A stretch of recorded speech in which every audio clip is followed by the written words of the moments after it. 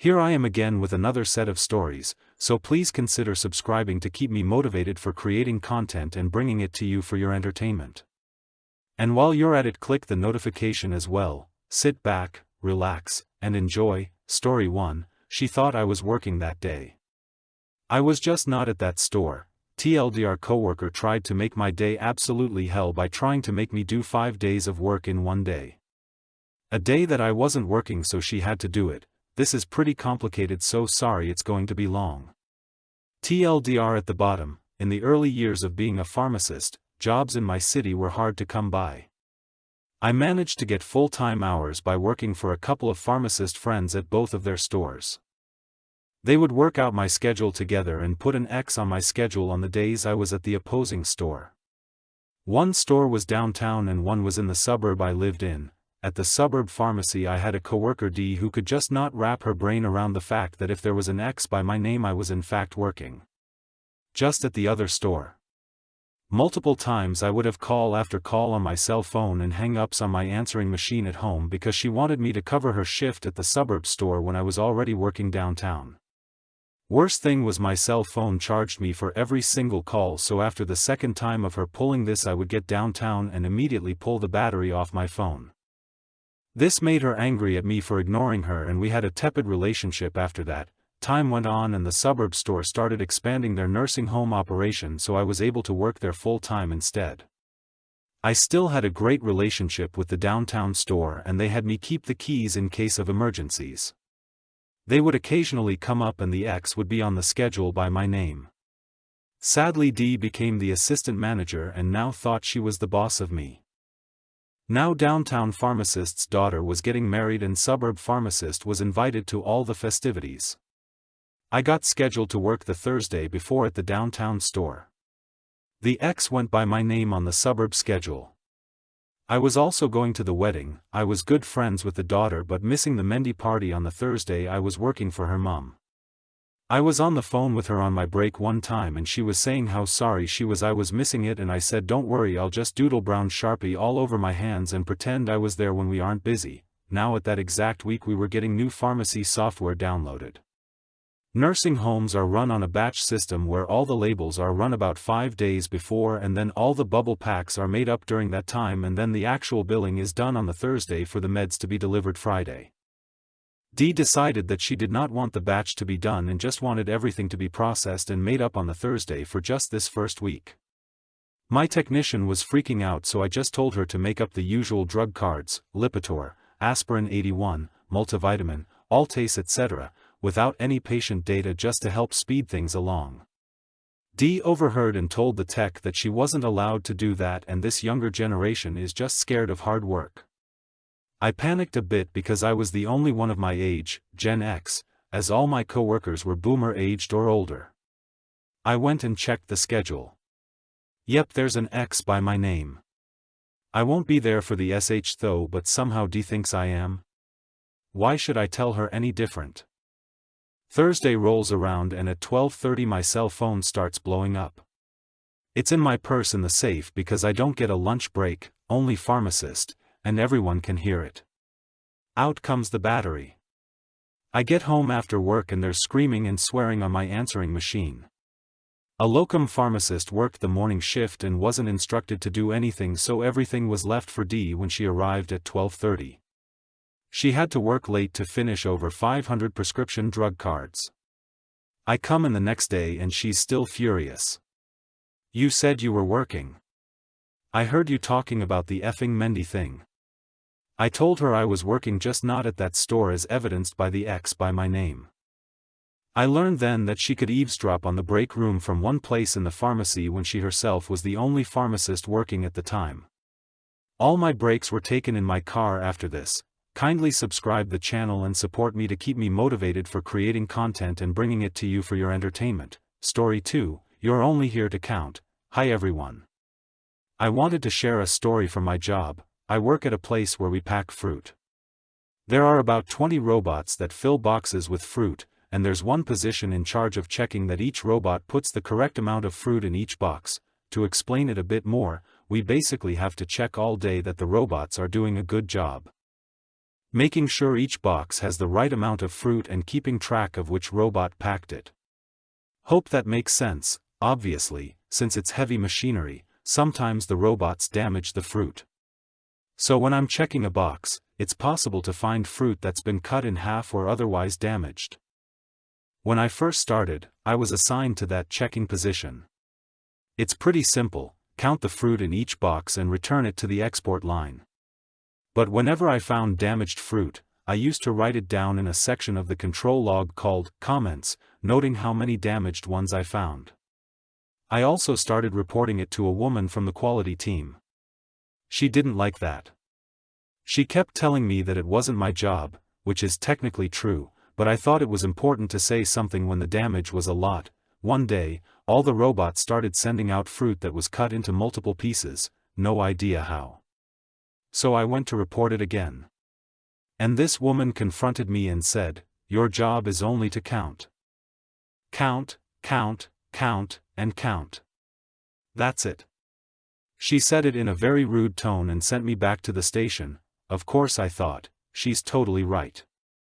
So instead of getting upset, whenever I found damaged fruit, I just counted it like a normal one, closed the box, and sent it down the export line. That's how I spent the whole day, just counting, nothing else.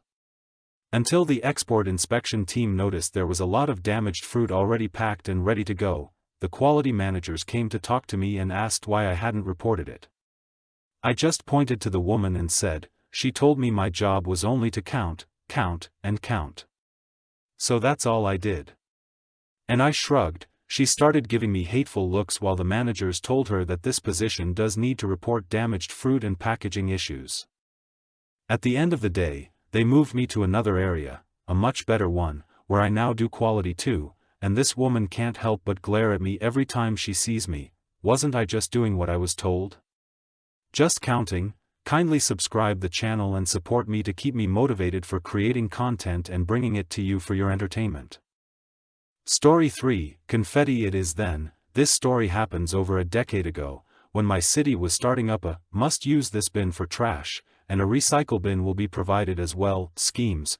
My roommates and I got the notice for this new changeover and we were reading the requirements and such. We all noticed one glaring thing. All paper products must be loose, and not bagged. This included shreds. My friends and I discuss this and talk about how dumb it is, etc. And then the new phone books started showing up. Cue bright idea. We then started asking at work, friends, family, neighbors, etc. if they had anything they needed to shred and if we could have their phone books. I mean, even at that point, no one used them anyways. We had literal piles of phone books and papers, envelopes, and anything else paper we could run through our shredders. I think it took a few weeks for us to manage to get through all the phone books we had, and IRC we killed at least one shredder. In the end we had like 4 30-gallon trash bags full of shreds, cross-cut confetti-sized shreds, which we then lovingly packed into the recycle bin, full to the top, and slightly packed. Then trash day comes. Unfortunately I worked nights so I didn't get to see the dumping of the shreds, but upon waking I knew it was a glorious occasion, shreds everywhere. I would imagine that we were not the only ones with this bright idea, as a few weeks later a notice showed up, stating that the rules had been amended. All shreds were to be bagged in clear plastic trash bags. Kindly subscribe the channel and support me to keep me motivated for creating content and bringing it to you for your entertainment. Story 4, No phones during work.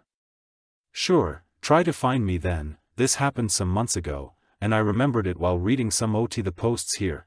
So, I'm a forklift driver in a factory that produces chemical products for building and construction, adhesives, sealants, cement, etc. My job basically consists in providing the workers with everything they need to continue production. My department produces adhesives and my shift has circa 20 people, so I'm constantly moving back and forth between the warehouse, the department, and everywhere else we stock the materials. In the time this happened, our managers started to pressure us on the use of phones, which many people did use a lot. And some were really exaggerating with it. I used it in the slow moments, or while I was waiting for something, obviously not while driving, and I had to keep it near me because the bosses needed to reach for me while I was away from the department for various tasks. they really became very strict on the use of phones, and a guy got even a formal complaint for it. 3 complaints in a single year gets you fired. Malicious compliance. I simply shut off the phone at the start of the shift and only turned it on while on break. Now, I didn't specify how big my workplace is. It's 1/4 million square feet, and sometime it took me even 10 minutes to go where I needed to go and come back, and I received like 30 calls a day that were simply left unanswered. My managers were going mad, but they couldn't do shit because they imposed the rule, edit, since I saw them mentioned. They provided us with walkie-talkies, but they obviously needed to be charged, and since we are working on 3 rotating shifts, they were never fully charged and died after an hour. Kindly subscribe the channel and support me to keep me motivated for creating content and bringing it to you for your entertainment. Story 5, Driving with my dad. When I was freshly 16, I drove with my dad to the driver's test. I had practiced a lot with my mom, but she grew up in the city and was a much more aggressive driver than my dad. This was my first time driving with just him in the car, and he wanted to help me practice on the day of my actual test. Well, he gives me the usual every car on the road wants to kill you and defensive driving stuff to the extreme. Very nitpicky about everything. At a stop sign, he berated me for stopping too abruptly. You should never accelerate whenever a stop sign is in sight. Take your foot off the gas as soon as you see a stop sign, no exceptions. I kind of argued with him that sometimes that wouldn't work. We live in a very flat state and you can see stop signs from very far away sometimes. He got angry at me and told me he was just trying to help and I should accept his advice, etc. I said fine. I also knew the next stop sign up on our drive was at the end of a 6-mile flat road that isn't very busy. I planned my malicious compliance. As soon as I saw that stop sign, maybe half a mile out, it came bad with distances, I took my foot off of the gas. About 15 seconds in we were going half the speed limit. 30 seconds in we come to a crawl. I look away from the road and make eye contact with him for the last 10 feet or so. He was confused at first but cracked a smile when he realized what I was doing. The car came to a full stop a good 15 to 20 feet from the stop sign. What should I do now? I asked. He just laughed, called me a smart ass, and was much more relaxed the rest of the day. I aced my test. Kindly subscribe the channel and support me to keep me motivated for creating content and bringing it to you for your entertainment. Story 6, we don't pay extra time if it's under 15 minutes, okay, I can make it work. I was a software engineer for a company and out of nowhere they implemented an electronic control on our work time.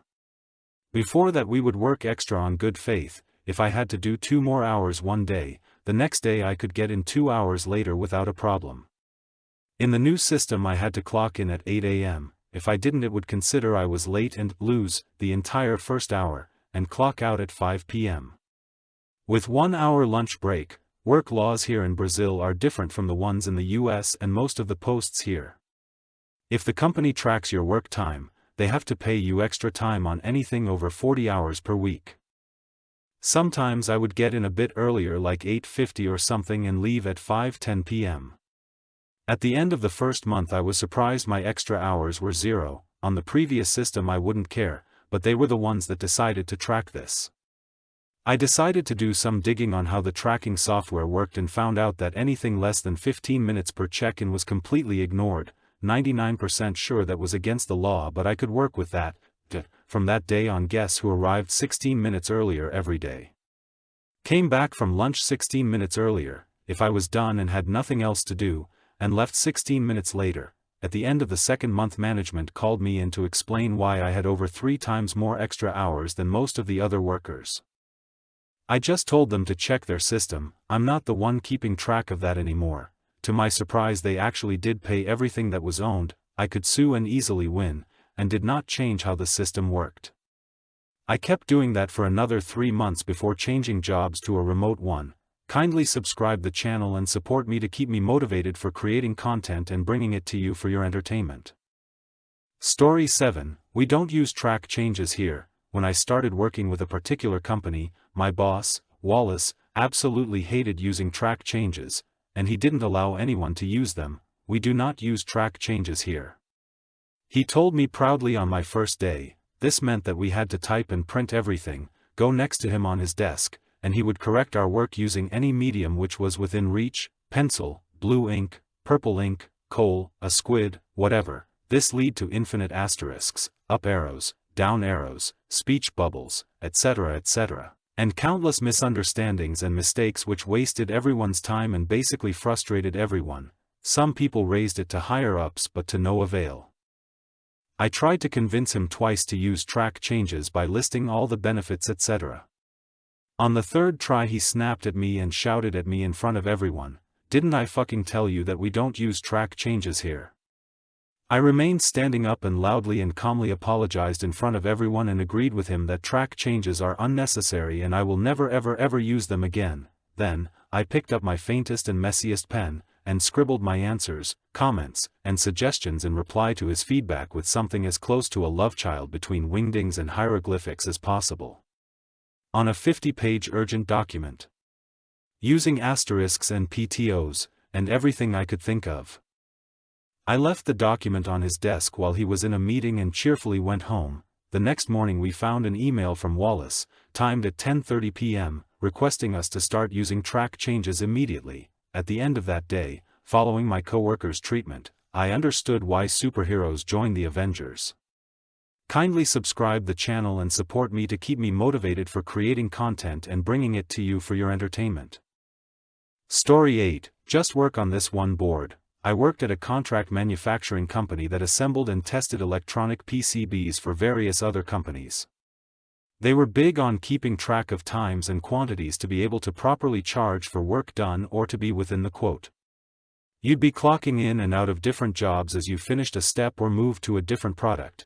Well, one day I was working on board XYZ that took only about 1 minute to function test. I would get 5 per tray about every 15 minutes.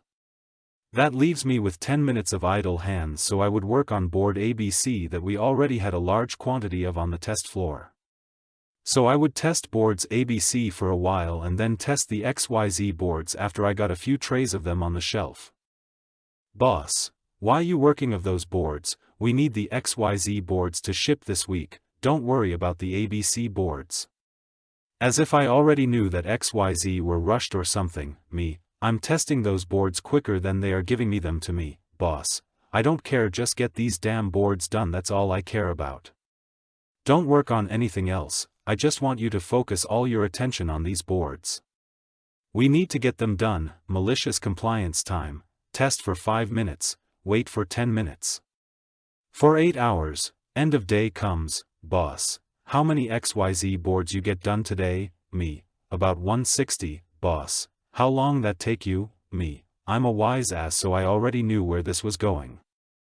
"Of actually work, boss?" "Yes." Me, "Little over 2.5 hours, boss. What the hell you do the rest of the day?" Me, "Waited, boss. Why the hell you do that?" Me, "Remember when I said I was testing the boards faster than I was getting them and you said to only work on those boards?" Boss, "Stupid boss face." Me, "That's why. I couldn't honestly write like 10 more of these on this subreddit from working at that place."